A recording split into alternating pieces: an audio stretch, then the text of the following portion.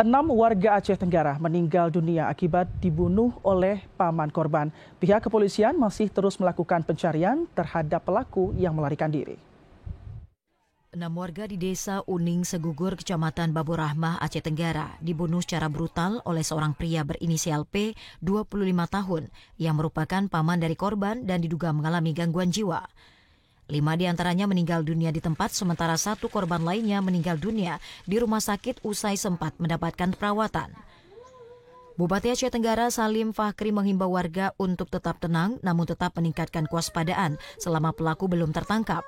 Ia meminta masyarakat tidak terprovokasi dan menahan diri untuk tidak menyebarkan informasi yang belum pasti. Ia juga berharap pelaku segera menyerahkan diri dan aparat kepolisian dapat menangkapnya secepat mungkin.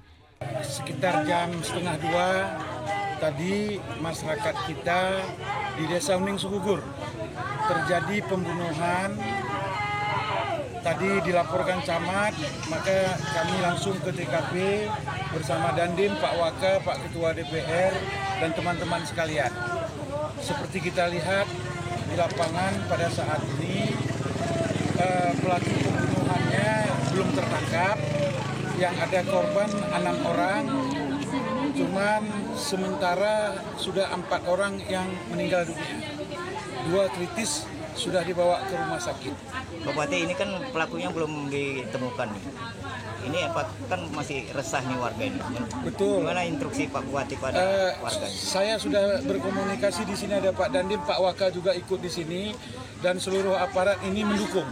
Semua sudah kita instruksikan untuk mengejar pelaku. Berdasarkan penyelidikan polisi, pelaku yang merupakan warga desa Alur Baning, Kecamatan Lauser, diduga melakukan aksinya dalam waktu singkat dan berpindah-pindah dari satu rumah ke rumah lainnya. Pelaku melakukan penyerangan pertama kepada Aura, 15 tahun, dan Fajri berusia 4 tahun. Kedua korban tewas di tempat akibat luka bacokan. Pelaku melakukan aksi selanjutnya kepada Evi, 16 tahun, yang juga menjadi korban tewas akibat luka parah di kepala dan leher. Tak lama berselang, Matia, 45 tahun, warga desa Rambung Tubung, diserang dan mengalami luka serius di bagian kepala.